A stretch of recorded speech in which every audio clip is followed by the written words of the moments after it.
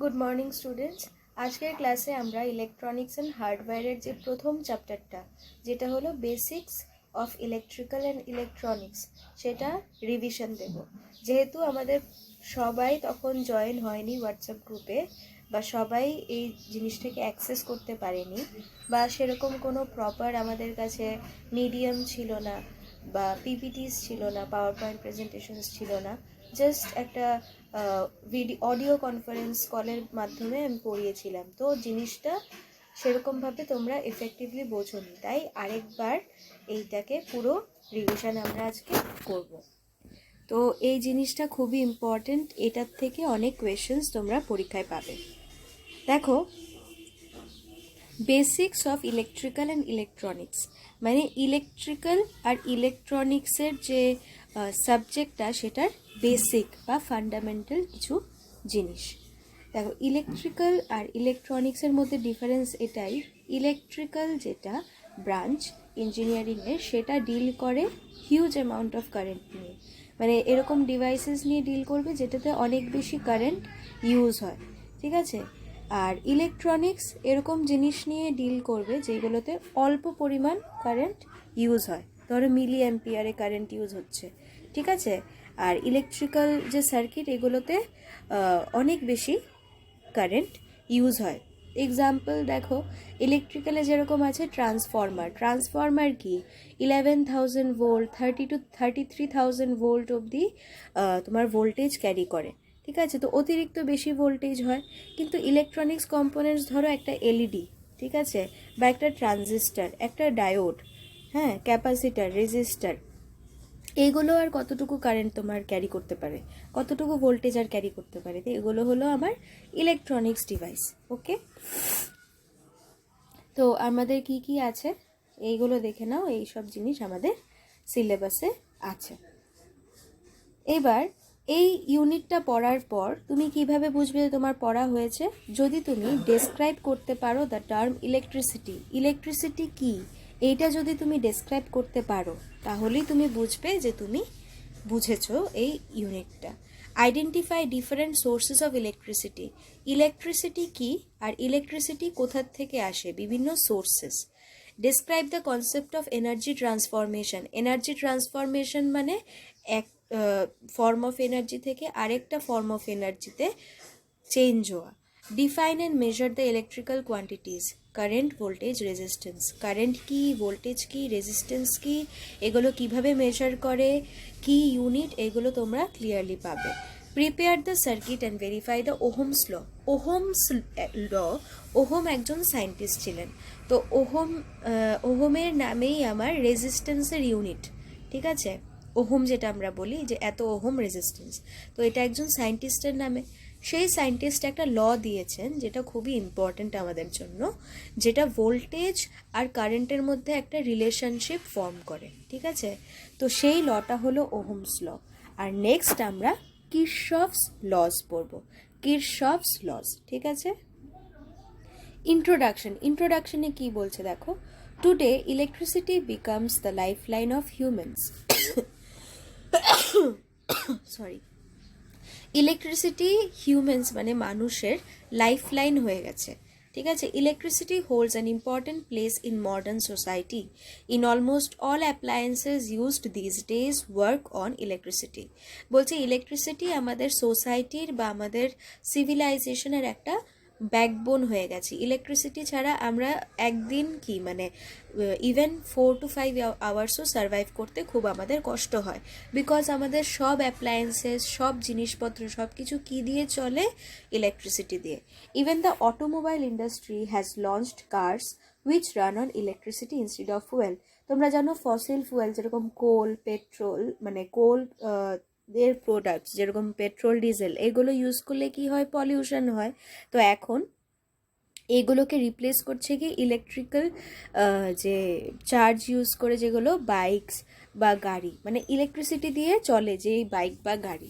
তো এখন ওই সব জিনিসেও অটোমোবাইল ইন্ডাস্ট্রি মানে ভেহিক্যাল ইন্ডাস্ট্রি, যে গাড়ি টাড়ি যে তৈরি করে, ওই ইন্ডাস্ট্রিতেও এখন ইলেকট্রিসিটি দ্বারা রান হয় এরকম ভেহিকলস চলে এসছে।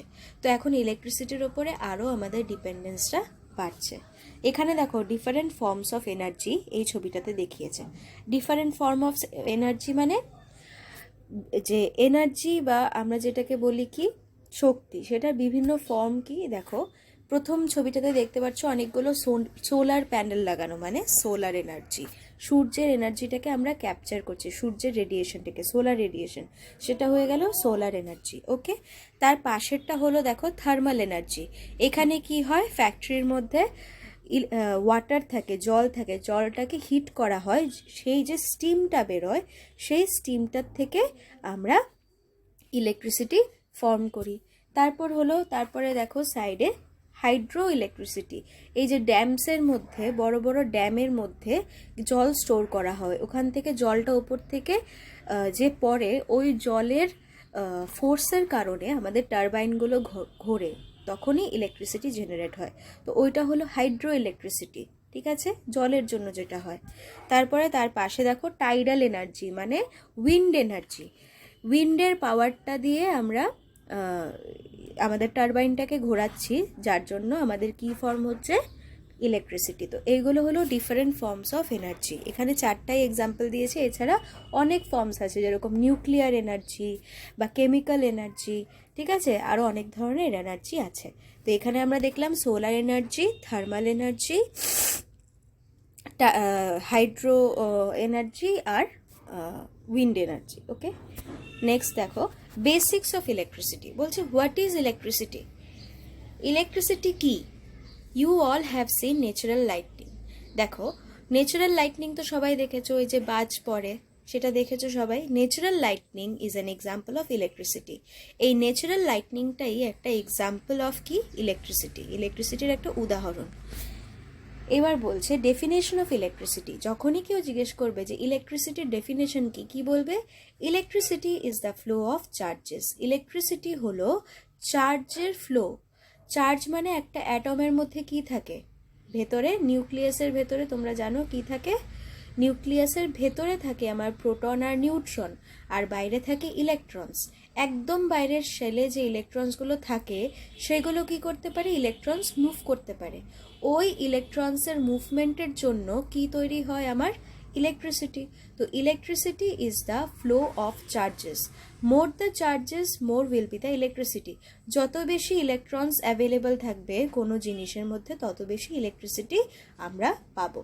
ওকে, charges are due to the presence of subatomic particles, that is electrons and protons. আর চার্জ কার জন্য তৈরি হয়, ইলেকট্রনসের জন্য আর প্রোটনসের জন্য। দেখো ছবির মধ্যে দেখাচ্ছে কারেন্ট ডিরেকশন, ঠিক আছে, ম্যানি চার্জেস ফ্লোয়িং, লাল কালার যেটা, সেটাতে অনেকগুলো ইলেকট্রনস বা প্রোটনস ফ্লো করছে, তো এই জন্য এটাতে অনেক বেশি কারেন্ট আছে। আর যেখানে কম ইলেকট্রনস বা প্রোটনস ফ্লো করছে সেখানে কারেন্ট কম আছে, ব্লু কালারের জায়গাটায়। Atomic structure. এবার আমরা অ্যাটমিক স্ট্রাকচার তো পড়েছি, ক্লাস 8-এ পড়েছি নিশ্চয়ই, অণু, পরমাণু, এগুলো। তো atomic structure, all matter consist of one or more elements. প্রত্যেকটা জিনিসের মধ্যে, ম্যাটার মানে সলিড, লিকুইড, গ্যাস, যে কোনো ফর্মে তুমি কি পাবে, ওয়ান অর মোর এলিমেন্টস পাবে। এলিমেন্টস মানে যেরকম কার্বন একটা এলিমেন্ট, অক্সিজেন একটা এলিমেন্ট, তারপর ধরো সোডিয়াম একটা এলিমেন্ট, এগুলো কি elements. Smallest unit of element is an atom. একটা মানে এলিমেন্টের যে স্মলেস্ট ইউনিটটা, সব থেকে ছোটো যে ইউনিটটা, সেটাকে আমরা বলি atom. Sub atomic particles of an atom আর, সাব অ্যাটমিক মানে দেখো ম্যাটারের মধ্যে, মানে সব ধরনের সলিড, লিকুইড, গ্যাসের মধ্যে থাকে এলিমেন্ট। এলিমেন্টের সব থেকে ছোটো পার্ট হলো অ্যাটম, আর অ্যাটমের ভেতরে 3টা পার্ট থাকে, ঠিক আছে। 3টা পার্ট কি, সাব অ্যাটমিক মানে অ্যাটমের ভেতরের 3টা পার্ট হলো প্রোটন, যেটাতে পজিটিভ চার্জ থাকে, নিউট্রন যেটাতে নিউট্রাল চার্জ থাকে মানে নো চার্জ, আর ইলেকট্রন যেটাতে নেগেটিভ চার্জ থাকে বা মাইনাস চার্জ, ঠিক আছে। এই দেখো হোয়াট ইজ ইলেকট্রিক চার্জ। তাহলে ইলেকট্রিক চার্জটা কি, আমরা কি বলেছি, electricity is the flow of charge, flow of electric charge. তো ইলেকট্রিক চার্জটা কি, charge is the property of sub atomic particles. Sub atomic particles মানে নিউট্রন, প্রোটন আর ইলেকট্রন, এদের যে প্রপার্টিটা সেটাই হলো চার্জ, ঠিক আছে। কেউ পজিটিভ হয়, কেউ নেগেটিভ হয়, কেউ নিউট্রাল হয়। Same charges attract each other, sorry, same charges attract each other হবে না, same charges repel each other হবে, এখানে ভুল লিখেছে। যদি সেম চার্জ হয় মানে লাইক চার্জেস যদি দুটো পজিটিভ হয় বা দুটো নেগেটিভ হয়, সেটা কি হবে তারা।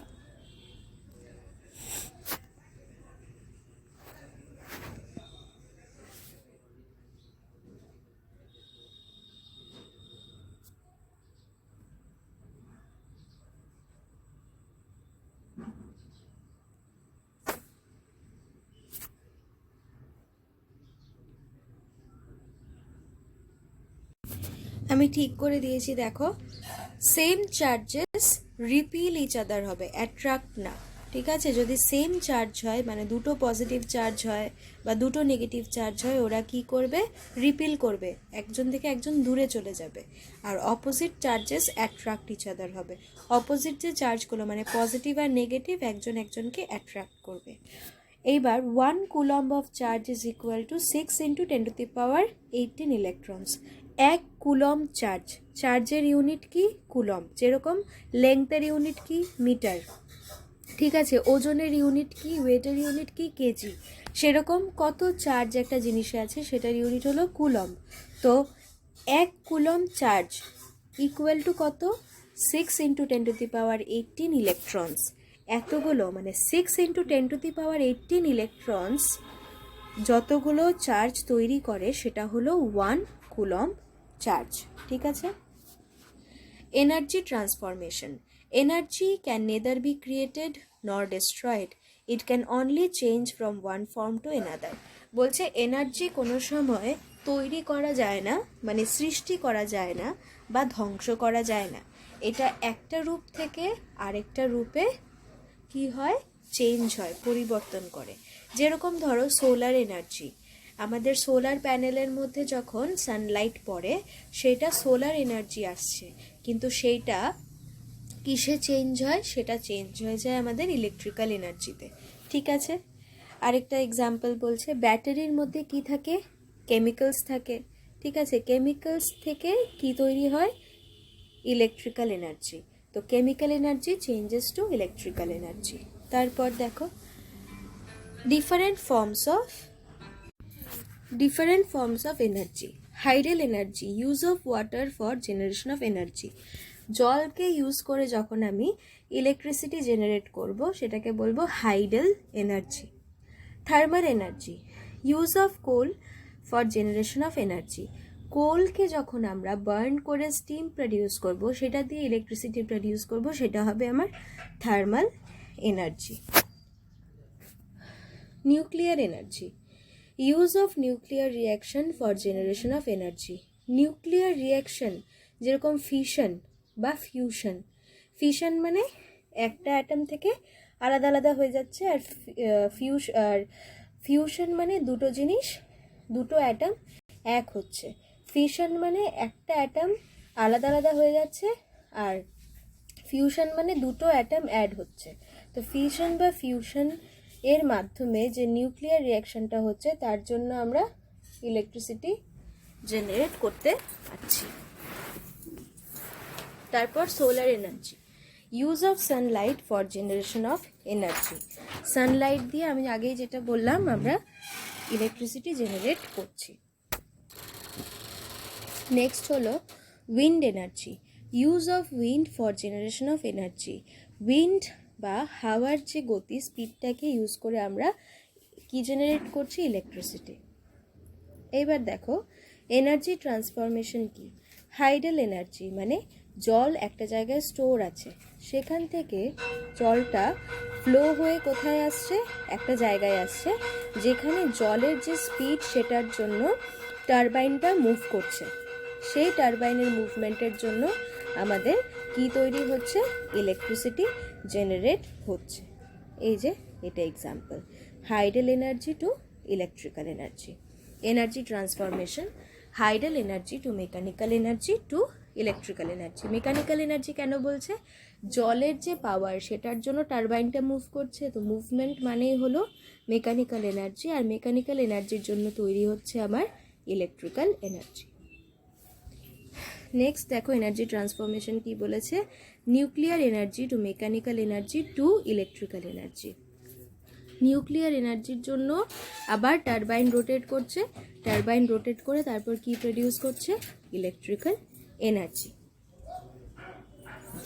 Next energy transformation thermal energy to mechanical energy to electrical energy.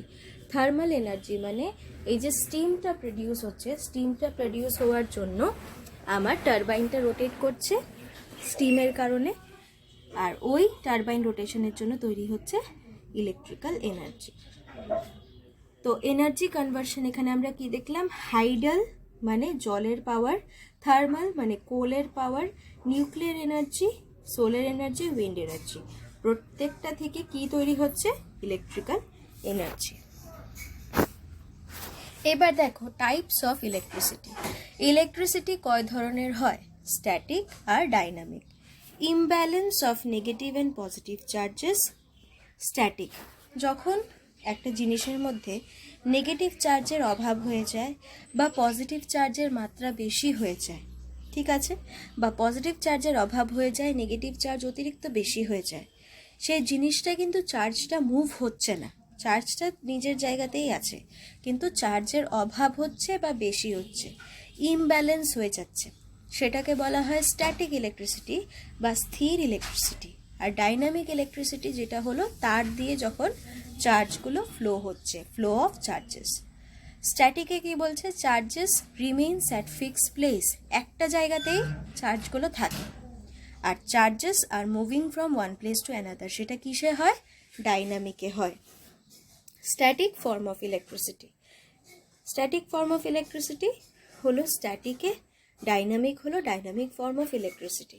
ইলেকট্রিসিটির দুটো পার্ট হয়, একটা হলো যেটা স্থির, যেটা স্ট্যাটিক, আর একটা হলো যেটা মুভ করতে পারে, যেটা ডাইনামিক। ইলেকট্রিক্যাল কোয়ান্টিটিস কি কি, ভোল্টেজ যেটাকে আমরা ডিনোট করি বা সিম্বল হলো ভি, কারেন্ট, কারেন্ট যেটা আমরা ডিনোট করি বা সিম্বল দেই আই, আর রেজিস্ট্যান্স যেটার সিম্বল হলো আর।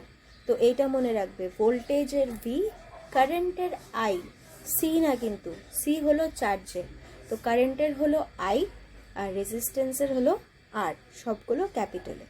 এই তিনটা হলো বেসিক ইলেকট্রিক্যাল কোয়ান্টিটিস। তো বলছে হোয়াট ইজ ভোল্টেজ, এবার ভোল্টেজ জিনিসটা কি, এইটা মনে রাখবে, যে কোনো ইলেকট্রিক্যাল সার্কিটে, ঠিক আছে, চার্জকে ফ্লো করার জন্য যে সাপোর্ট করছে, একটা চার্জকে বা কারেন্টকে ফ্লো করার জন্য যে সাপোর্ট করছে সে হলো ভোল্টেজ, ঠিক আছে, আর যে চার্জকে ফ্লো করতে বাধা দিচ্ছে সে হলো resistance.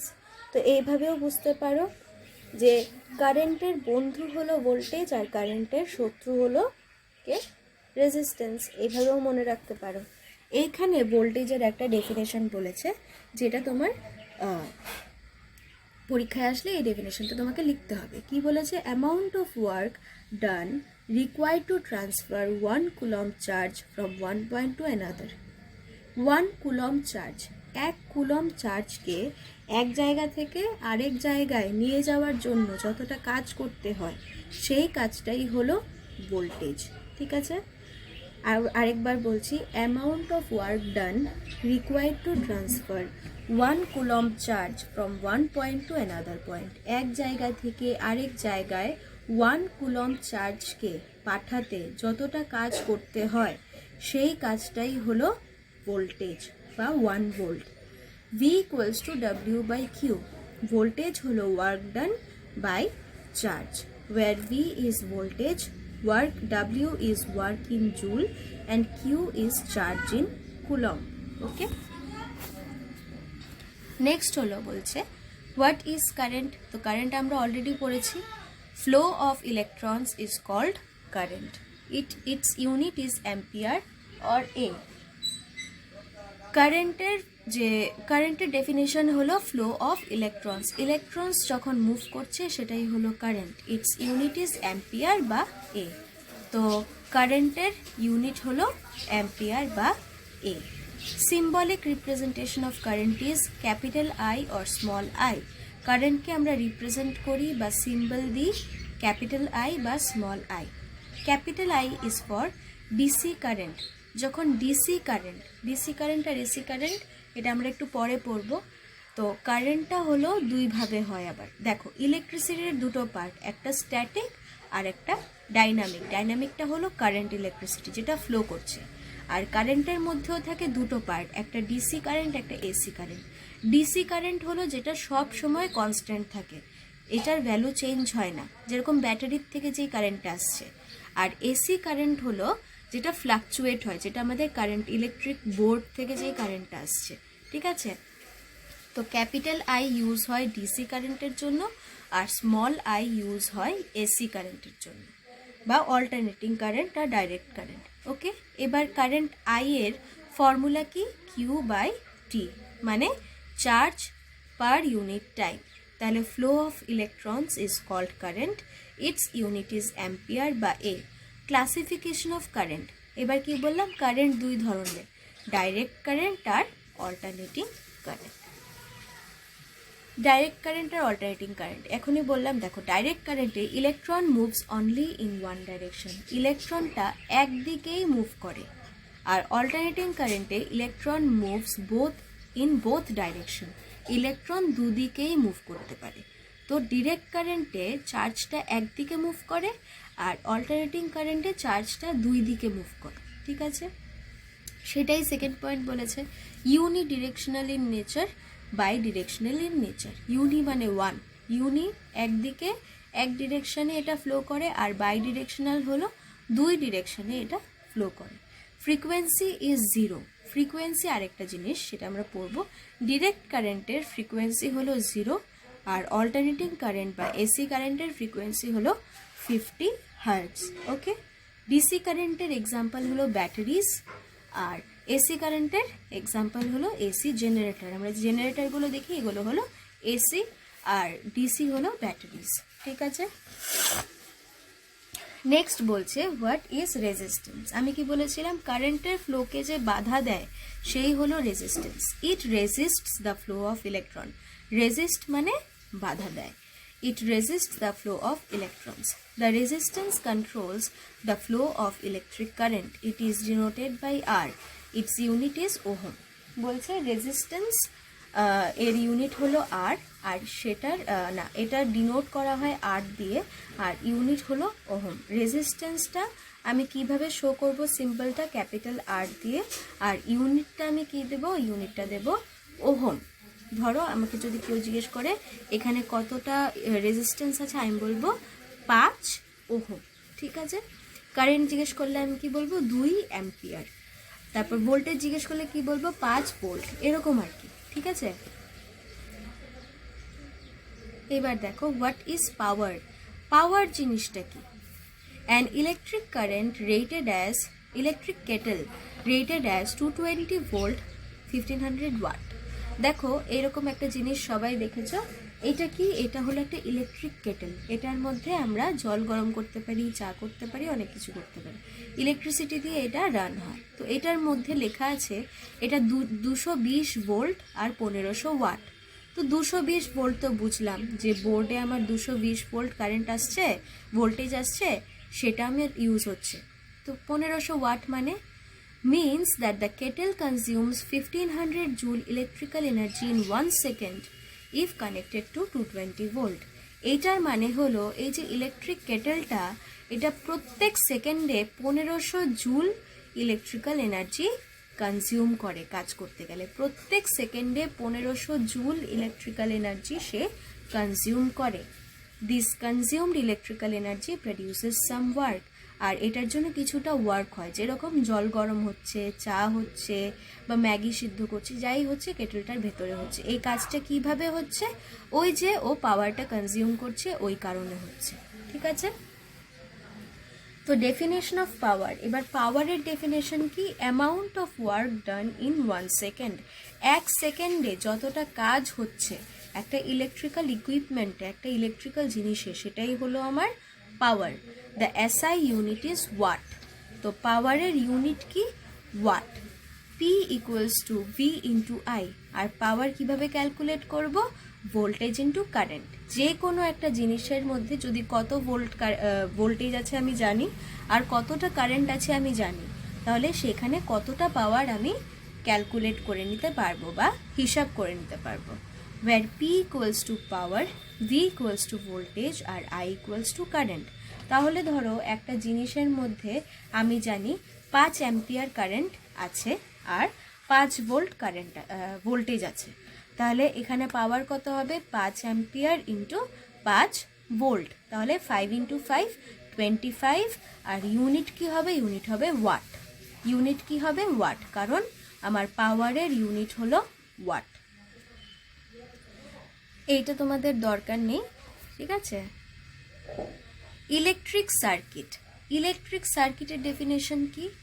Complete path from the source to the load and back to the source is called as circuit. বা এর থেকেও সুন্দর ডেফিনেশন হলো যে electric circuit is a closed path in which electricity flows. একটা বদ্ধ রাস্তা যেটার মধ্যে দিয়ে কারেন্ট ফ্লো হয় সেটাকেই বলা হয় আমার ইলেকট্রিক সার্কিট, ঠিক আছে।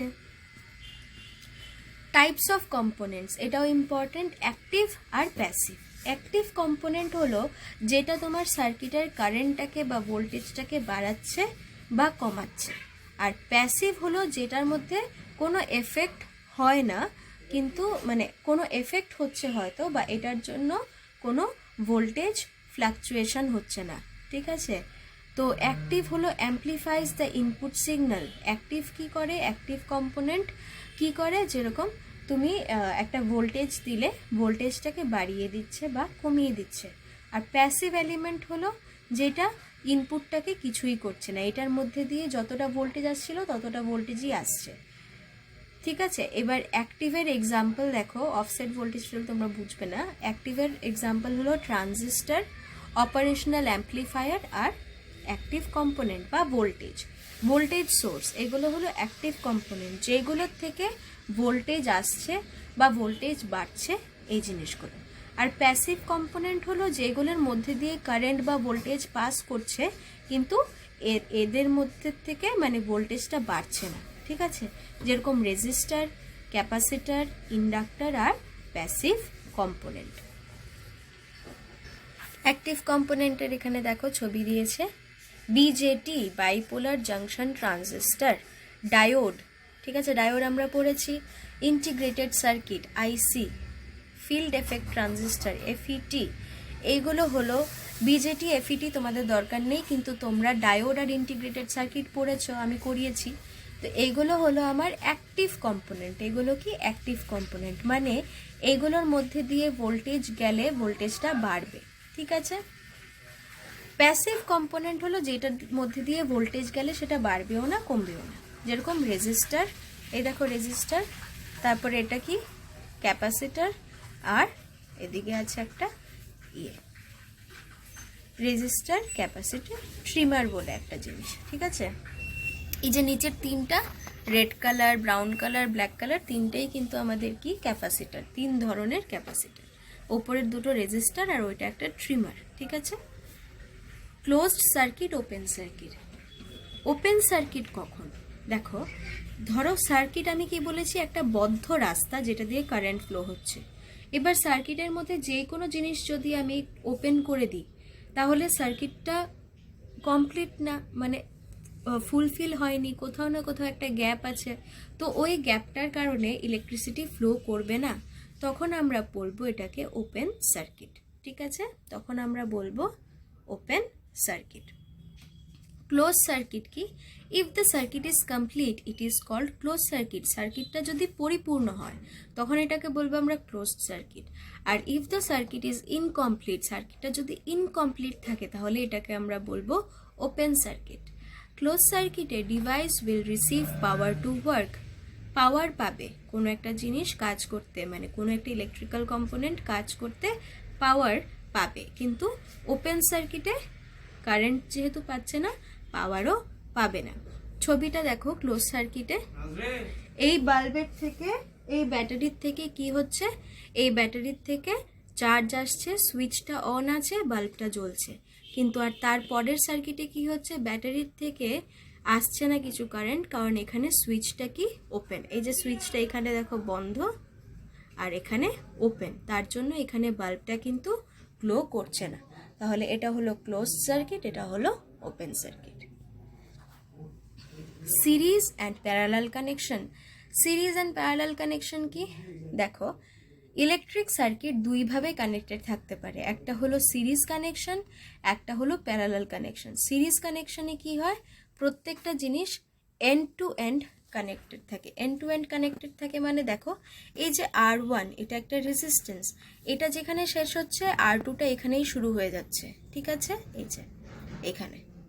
তারপরে R2টা যেখানে শেষ হচ্ছে সেখানে R3টা শুরু হয়ে যাচ্ছে, তারপরেই ভোল্টেজ, ঠিক আছে, মানে ব্যাটারি। ব্যাটারির সঙ্গে তিনটা রেজিস্ট্যান্স একদম মানে এন্ড টু এন্ড কানেক্টেড, একটার পরেই আরেকটা, আরেকটার পরেই আরেকটা।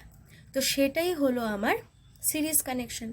আর প্যারালাল কানেকশনে দেখো, ব্যাটারির সঙ্গে প্রথম রেজিস্ট্যান্সটা কানেক্টেড, তারপর প্রথম রেজিস্ট্যান্সের কিন্তু দুটো মাথার থেকে একটা তার নিয়ে তারপরে আরেকটা রেজিস্ট্যান্স চালিয়েছি, আরেকটা রেজিস্ট্যান্সের দুটো মাথার থেকে তার নিয়ে আরেকটা রেজিস্ট্যান্স চালিয়েছি, তারপরে এটার থেকে আরও তার নিয়ে আমি আরেকটা কানেক্ট করেছি। তো এইগুলো প্যারালালি কানেক্টেড, তো এইগুলোকে আমরা বলবো প্যারালাল কানেকশন, আর এটাকে আমরা বলবো সিরিজ কানেকশন। নেক্সট হলো ওহমস ল। ওহমস ল কি বলছে? ওহম যে উনি একটা ল দিয়েছেন, সেটা কি বলছে, current is directly proportional to the applied voltage. খুব ইজি ল। লটা কি বলছে, একটা সার্কিটে কারেন্ট আর ভোল্টেজ প্রপোর্শনাল, ডিরেক্টলি, মানে যদি ভোল্টেজ বাড়ে তাহলে কারেন্ট বাড়বে, যদি ভোল্টেজ কমে তাহলে কারেন্ট কমবে। খুবই সহজ। তো আমরা ওহমস ল বাংলা থেকে বলতে পারি, ওহমস ল বলা হয়েছে যে একটা সার্কিটে যদি ভোল্টেজ ইনক্রিজ করে বা বাড়ে তাহলে সেই সার্কিটে কারেন্টও বাড়বে, আর যদি একটা সার্কিটে ভোল্টেজ কমে যায় তাহলে কারেন্টও কমে যাবে, দুটো directly proportional. Where R is resistance, আর এখানে আরেকটা কম্পোনেন্ট কি আছে, রেজিস্ট্যান্স। ভি হলো ভোল্টেজ, আই হলো কারেন্ট। তো এটার ইকুয়েশনটা হলো ভীষণ important, V equals to I R, voltage equal to current into resistance. একটা সার্কিটে যদি আমি ভোল্টেজ জানি আর রেজিস্ট্যান্স জানি, তাহলে কারেন্ট কিভাবে বার করব সেটা করতে পারবো এখান থেকে। যদি একটা সার্কিটের আমি কারেন্ট জানি কত আছে, রেজিস্ট্যান্স জানি কত আছে, দুটোকে ইন্টু করলে কি চলে আসবে, ভোল্টেজ চলে আসবে। তো V equals to I into R, এটা হলো ওহমস ল। কিরশফস কারেন্ট ল, সেটা আমি অলরেডি বলে দিয়েছি একটা ভিডিওতে, তাও আরেকবার দেখে নাও। কিরশফস কারেন্ট লতে বলছে total incoming currents at a point are equal to the total outgoing currents. একটা জায়গায় যতটা কারেন্ট ঢুকছে, এখানে দেখো I1 আর I2 কারেন্ট ঢুকছে, আর এখান থেকে যতটা কারেন্ট বেরোচ্ছে I3 আর I4 কারেন্ট বেরোচ্ছে, তো I1 প্লাস I2 করলে আমার আসবে I4 প্লাস I3, মানে একটা সার্কিটের মধ্যে যতটা কারেন্ট ইনপুট হয় ততটাই কারেন্ট আউটপুট হয়, ঠিক আছে।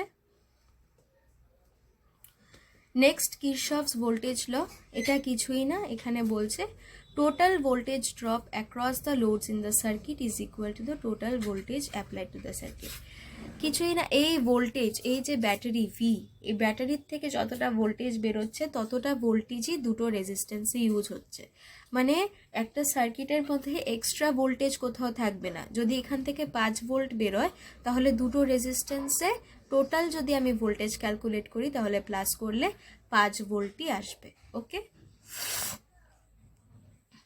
তাহলে সামারি, আজকে কি পড়লাম, electricity is the flow of charges. Charge যখন ফ্লো হয় একটা সার্কিটে তখন তৈরি হয় electricity. Electrical quantities are voltage, current and resistance. Electrical quantity কি, ভোল্টেজ, কারেন্ট আর রেজিস্ট্যান্স।